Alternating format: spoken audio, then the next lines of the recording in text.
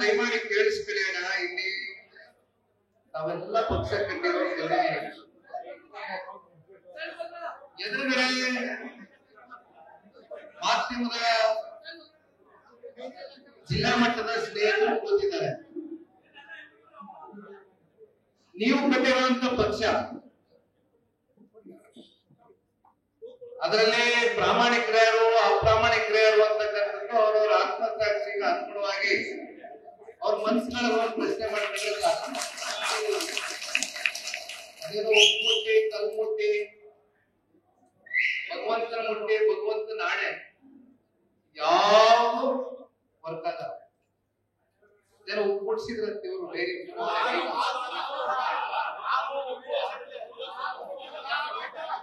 ದಯವಿಟ್ಟು ಇವತ್ತು ಈ ಸಭೆ ಕರೆದಿರುವಂತದ್ದು ಮೂಲ ಉದ್ದೇಶ. ನಾನ್ ಕರೆದಿಲ್ಲ ಈ ಸಭೆನ. 2 ತಿಂಗಳಿಂದ ಡೆಲ್ಲಿಗೆ ಬಂದ್ರು. ನಾನು 11 ವರ್ಷ ತಾಲೂಕು ಅಧ್ಯಕ್ಷ ಕೆಲಸ ಮಾಡಿದ್ದೀನಿ. ಬಹಳ ಜನ ಪಕ್ಷ ಕಟ್ಟಿರ್ತಕ್ಕಂಥ ಹಿರಿಯ ಜೀವಿಗಳು ಹಿರಿಯ ತಲೆಗಳಿದ್ದಾವೆ ತಾಲೂಕಲ್ಲಿ. ಅವ್ರನ್ನ ಗುರುತಿಸಿದ್ರೆ ಗುರುತಿಸಿ ನನ್ನನ್ನ ತಾಲೂಕು ಅಧ್ಯಕ್ಷರ ಒಂದು ಸ್ಥಾನದಿಂದ ಮುಕ್ತಗೊಳಿಸಿ ಅಂತ ಬಂದಿದ್ರು. ಸರಿ ಆಯ್ತು, ಟೈಮ್ ಕೊಡ್ತೀನಿ, ಬಂದ್ ಮಾತಾಡ್ತೀನಿ. ಯಾಕಂದ್ರೆ ನಾನು 80 ಕ್ಷೇತ್ರ ಮನೆ ಕುಂತಿಲ್ಲ, ಈ ಪಾರ್ಟಿ ಕಟ್ಬೇಕಂತ ಓಡಾಡ್ತಾ ಇರೋನ್ನ. ನನ್ನಂತವ್ನು ಯಾವನ ನನಗೆ ಆಗಿರ್ತಕ್ಕಂಥ ಪೆಟ್ಟು ರಾಜಕಾರಣದಲ್ಲಿ ಯಾವನಾರು ಆಗಿದ್ರೆ ಪಂಚಾಯತಿ ಚುನಾವಣೆ 3 ಸಲ ಸೋತ್ಬಿಟ್ಟು ಬರ್ರಿ ಮನೆ ಗೊತ್ತಿರಾ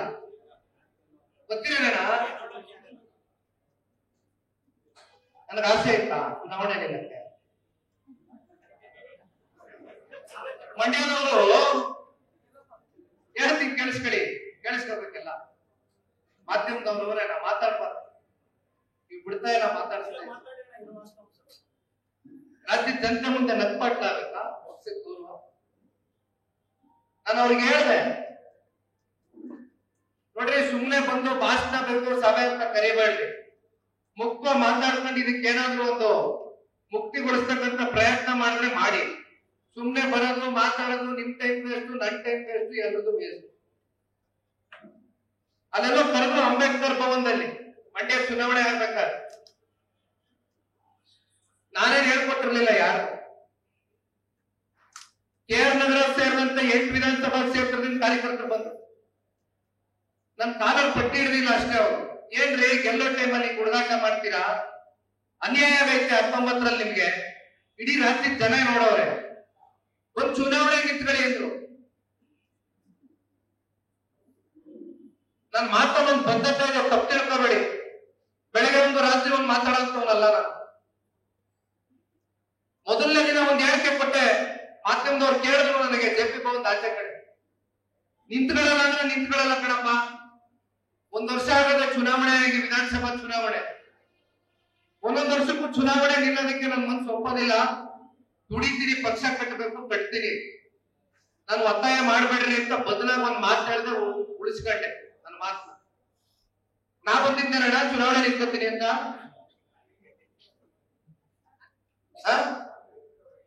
ನನಗೂ ಆ ಧರ್ಮಸ್ಥಳದ ಭಗವಂತನ ಗೊತ್ತು. ದಯವಿಟ್ಟು ನಾನು ಇಲ್ಲಿ ಮಾತನಾಡ್ತಕ್ಕಂಥದ್ದಲ್ಲ. ನಿಮ್ಮೆಲ್ಲರಿಗೋಸ್ಕರ ಒಂದು ತಲೆ ಕೊಟ್ಟಿದ್ದೀನಿ. ಅವತ್ತು ಹೇಳಿದ್ರೆ ಕೊಡ್ತೀರಾ, ಕೈ ಮುತ್ತು ಕೊಡ್ರಿ. ದೇವರಾಜ ಕೂರ್ಸ್ಕೊಂಡ್ರು ಕುಮಾರಣ್ಣ ಅವರು ಡೆಲ್ಲಿನಲ್ಲಿ. ಕೂತ್ಕೊಂಡಿಲ್ವ ಇಬ್ರು? ಕುಮಾರಣ್ಣ ಆಫರ್ ಮಾಡಿದ್ರು, ನಿಮ್ಮಿಬ್ರಲ್ಲಿ ಯಾರು ನಿಂತ್ಕೊತೀರಿ ನಿಂತ್ಕೊಳ್ಳಿ, ಇಲ್ಲಿ ಇಷ್ಟೆಲ್ಲ ಗೊಂದಲ ಆಗ್ತಾ ಇದೆ. ನಾಳೆ ನಮ್ಮಲ್ಲಿ ಯಾರು ನಿಂತ್ಕೋಬೇಕು ಅಂತಕ್ಕಂಥದ್ದು ಏನಾದ್ರು ಬಂದ್ರೆ ನಿಮ್ಮಿಬ್ರಲ್ಲಿ ಏನಾದ್ರು ತೀರ್ಮಾನ ಮಾಡಿ, ಇಲ್ಲ 3ನೇವರಿದ್ರೆ ಕರ್ಕೊಂಡು ಬನ್ನಿ ಅಂದ್ರು. ಜಯಮುತ್ತುಗೆ ಹೇಳಿದಾಗಿಲ್ಲ, ಇಲ್ಲ ದೇವರಾಜಣ್ಣ ಅವ್ರು ಹಿರಿಯವ್ರೆ ಅವ್ರಿಗೆ ಕೊಡ್ರಿ, ನಾವು ಕೆಲಸ ಮಾಡ್ತೀವಿ. ಕೊನೆಗೆ ನನ್ ತಲೆ ಕಟ್ಟಿದ್ರು.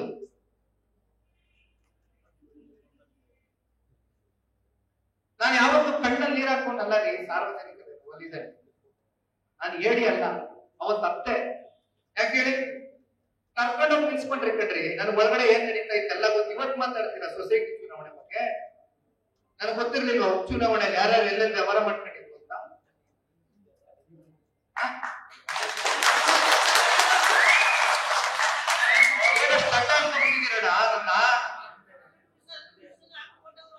ನನಗೆ ಗೊತ್ತಿಲ್ವೇ?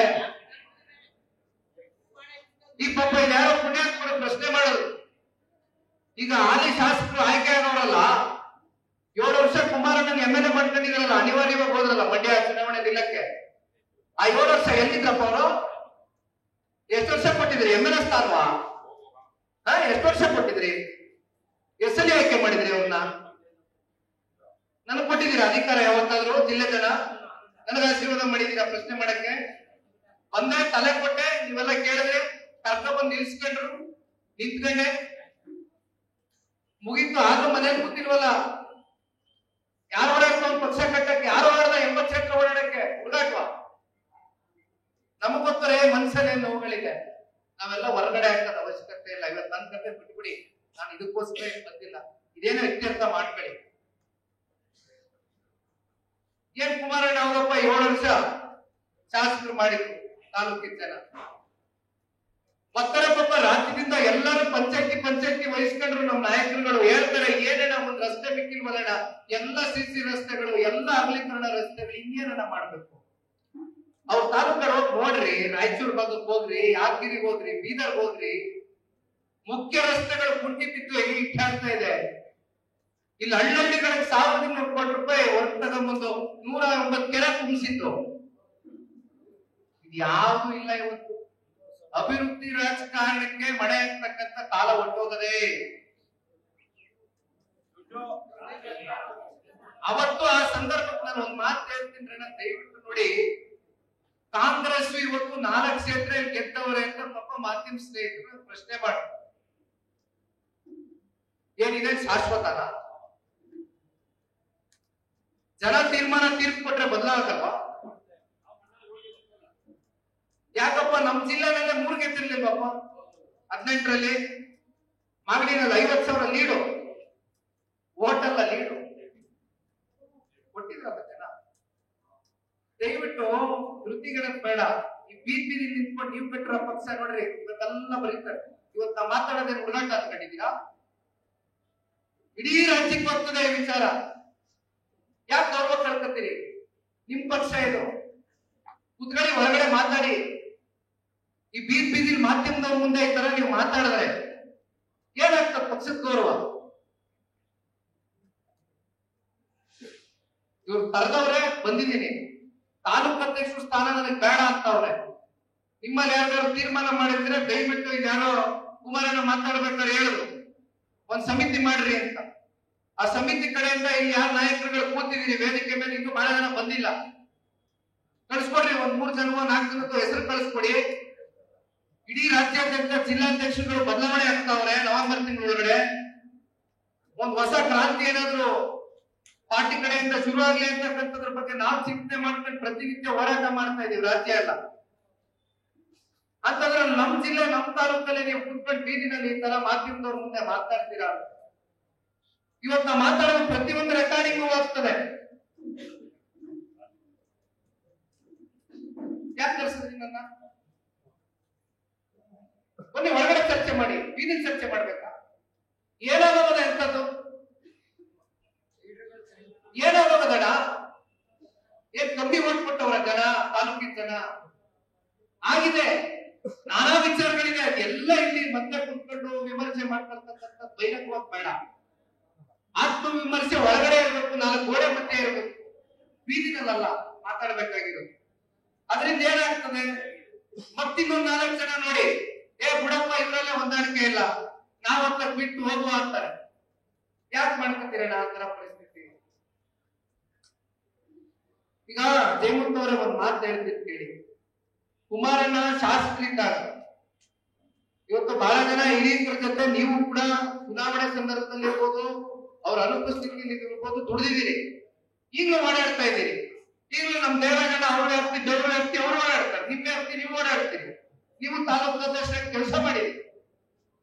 ಎಲ್ಲ ಚೆನ್ನಾಗಿದ್ದಾಗ ನನಗ್ ಬೇಕು ಅನ್ನೋದು. ಎಲ್ಲೋ ಒಂದ್ ಕಡೆ ಎಡು ಬಿಟ್ಟಾಗ ಬಡಪ್ಪ ಎತ್ಕೋಗಿ ಅನ್ನೋದು ಯಾವ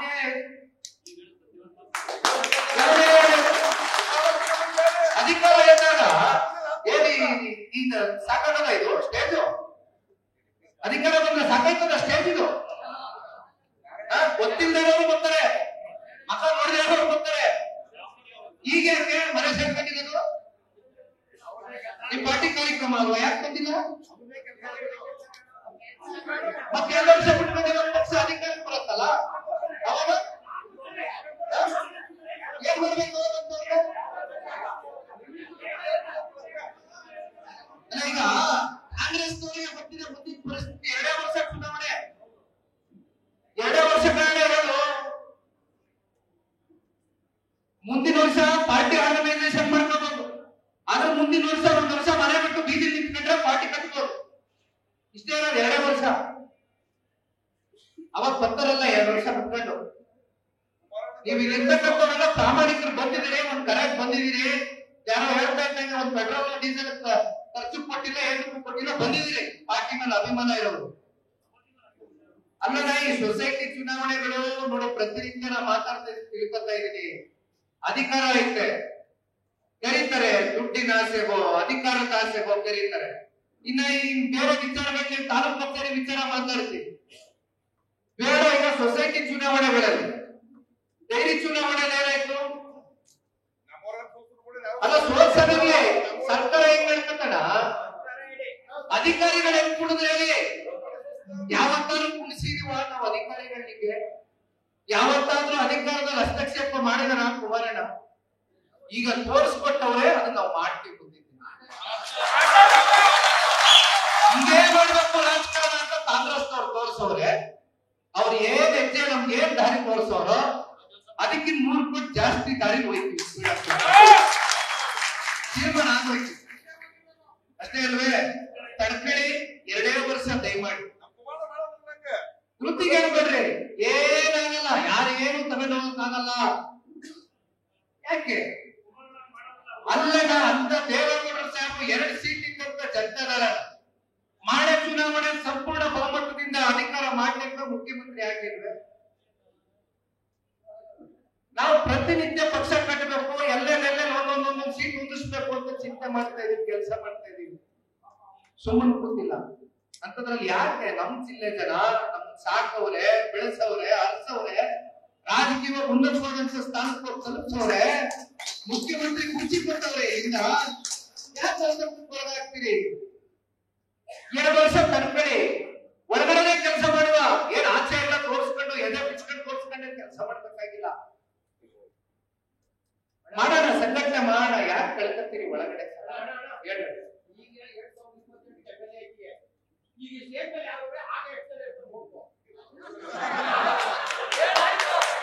ನಿನಗೆ ಜಾಸ್ತಿ ಕನ್ನಡಿಸ್ಕೊಂಡ್ತೀನಿ, ಮಾಡೋಣ.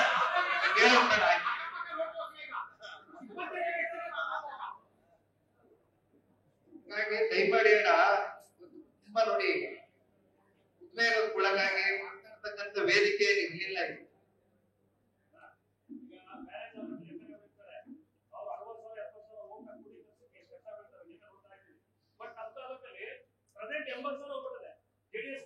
ನೀವೇ ನಿಮ್ಮಲ್ಲೇ ಉತ್ತರ ಇದೆ.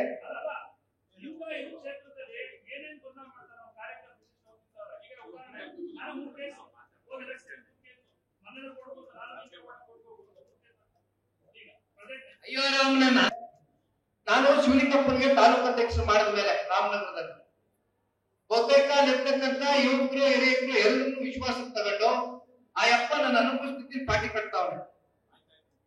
ಯಾಕಂದ್ರೆ ತಾಲೂಕು ಅಧ್ಯಕ್ಷನಿಗೆ ಅಭ್ಯರ್ಥಿಗೆ ಎಷ್ಟು ಜವಾಬ್ದಾರಿ ಇದೆಯೋ ಅದಕ್ಕಿಂತ 1000 ಪಟ್ಟು ಜವಾಬ್ದಾರಿ ತಾಲೂಕು ಅಧ್ಯಕ್ಷನ ಮೇಲೆ ಇರ್ತದೆ. ಹಂಗಾಗಿ ಒಂದು ಪಾರ್ಟಿಯ ಪೋಸ್ಟರ್ ಕುತ್ಕೊಂಡವ 24 ತಾಸು ಮದುವೆನೋ ಸಾವೋ ಗೃಹ ಪ್ರವೇಶವೋ ಇನ್ನೊಂದು ಮತ್ತೊಂದು ಕೇಳಬೇಕು, ಓಡಾಡ್ಬೇಕು. ಅದಕ್ಕೆ ಯಾರು ಸಿಗ್ತಾ ಇರ್ತಾರೆ ಅಂತವ್ರು ದಯವಿಟ್ಟು ಒಂದು 4 ದಿವಸ ಕೊಡಿ. ಅದನ್ನ ದೇವೇಗೌಡರ ಸಾಹೇಬ್ರ ಮುಂದೆ, ಕುಮಾರಣ್ಣನ ಮುಂದೆ ಇಟ್ಟು ಪಕ್ಷದಲ್ಲಿ ಒಂದು ತೀರ್ಮಾನ ತಗೊಂಡು ಒಂದು ಅಧಿಕೃತ ಘೋಷಣೆ ಮಾಡಿ. ಇಲ್ಲ ಜೈಮುತ್ತನೇ ನಿಮ್ ಕಂಟಿನ್ಯೂ ಆಗ್ಬೇಕಂದ್ರೆ ನೀವು ಅವ್ರ ಹತ್ರ ಮಾತಾಡ್ಕೊಳ್ಳಿ. ನನಗೆ ಗೊತ್ತಿಲ್ಲ ಬಂದವರ ಮಾಡೋದ, ನಾನು ಬೇರೆ ಮಾಡಿ ಬಿಡಿ, ತೊಂದರೆ ಏನಿಲ್ಲ. ಹೇಳ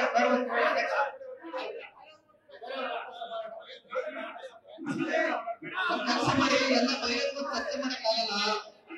ಗುಪ್ತವಾಗಿ ಒಂದು 3 ಜನಕ್ಕೆ ಹೆಸರು ಕೊಡಿಸ್ತೀವಿ, ನೀವೆಲ್ಲ ಚರ್ಚೆ ಮಾಡ್ಕೊಂಡು ಫೈನಲ್ ಮಾಡಿ ಕನ್ಕ್ಲೂಡ್ ಮಾಡ್ಕೊಡ್ತೀವಿ. ಕೆಲಸ ಮಾಡಲ್ಲ ಹಾಕೋದು ಅಷ್ಟೇ ಅಲ್ವಾ?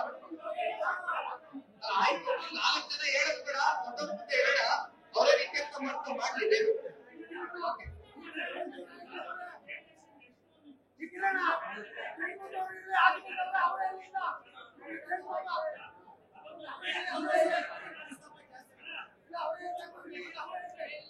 ಆಯ್ತೇನೋ ಹೇಳೋ ತಮಗೆ ಇತ್ಯರ್ಥ ಮಾಡಬಿಡ್ರಿ. ಇನ್ನೇ 4 ಜನ ಮಂತ್ರಿಗಳಿಂದ ಇತ್ಯರ್ಥ ಆಗಲ್ಲ. ದೊಡ್ಡ ಮುಂದೆ ಇಟ್ಬಿಟ್ಟು ಮಾಡಿ. ಓಕೆ, ಧನ್ಯವಾದ. Thank you. ನ್ಯೂಸ್ ಫಸ್ಟ್ ನಿರ್ಭೀತಿಯಿಂದ ನಿಮ್ಮ ಪರವಾಗಿ.